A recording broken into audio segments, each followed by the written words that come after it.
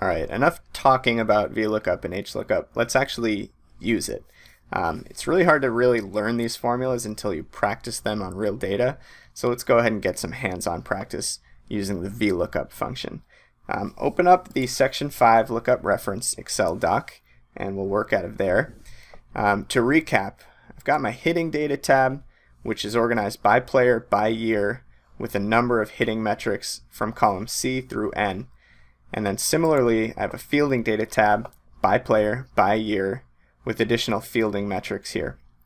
The goal of this exercise is going to be to pull in those fielding data metrics into columns O through S in my Hitting Data tab. So this is going to be like my source or master data tab that joins those two sets of metrics together in one place.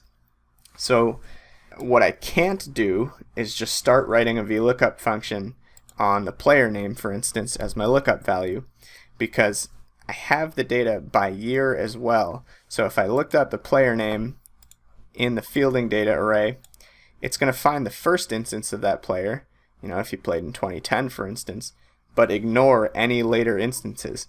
So if I have a player who exists in the data set 5 times because he played all 5 years of the data, then that VLOOKUP function based only on player name is going to miss 4 of those instances. It's going to find the first one, it's going to return the associated values, and ignore the others. So the first step that we need to do is create a key column. So in Hitting Data, I'm going to right click and insert a column to the left of column A, and call it key. And to define this function, or this new dimension, I'm going to just write equals B2 ampersand C2.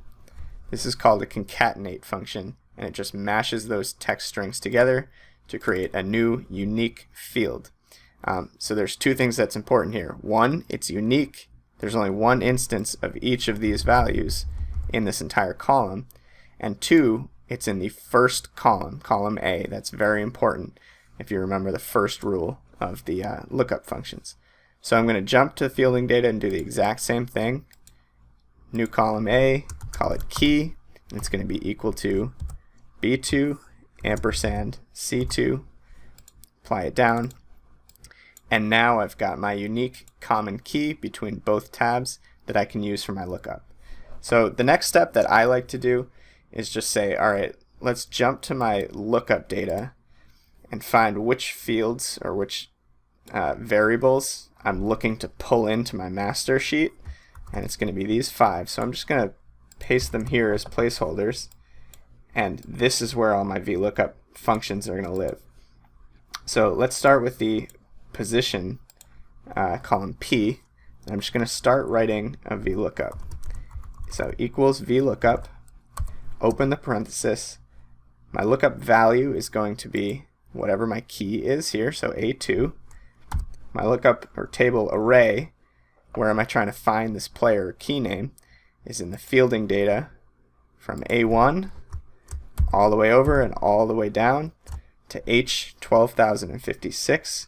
And before I do anything else, I'm going to press F4, which fixes that entire array in place so that I can apply this lookup formula down once I've written it and not have this data array shift along with it.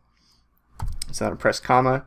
Column index number is basically the column where my position field lives, because that's the metric that I'm trying to populate right now, which is in column 1, 2, 3, 4. So column index 4. And then I'm just going to do a 0 for exact match, close the parenthesis, hit enter. So now if I apply this all the way down, as you can see, it's looking up each player name. If I press F2 to dive in, yet the table array or lookup array is not shifting. So there you go, that's position. Now, one other little trick that I use to save myself some time, so you'll notice if I just try to drag this formula to the right, I'm going to get an error. And the reason is, if you look at how the formula changes, watch the lookup value. First it's A2, it shifts to B2 because that was a completely relative array, so when I moved it to one column to the right, the A changed to a B. But in this case, no matter which column I'm trying to pull in with a lookup function, I'm always going to be looking up the same key field. So the A is never going to change from an A. So what I'm going to do is press F4 3 times to just fix the column but leave the row relative. That way I can apply this down again. The rows will update, which is what I want. But now if I shift it over, it stays A2, which is what I want. Now you'll notice it's actually the same exact function because nothing is changing from my references.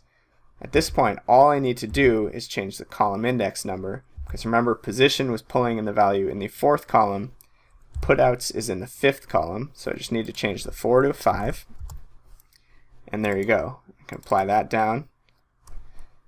Same thing, I can drag this over, change the 5 to a 6 to pull in assists, which live in the 6th column over, and then I'll do the same thing for errors and double plays, which live in columns 7 and 8 respectively, and then grab all 3 of those, double click the corner to apply them down.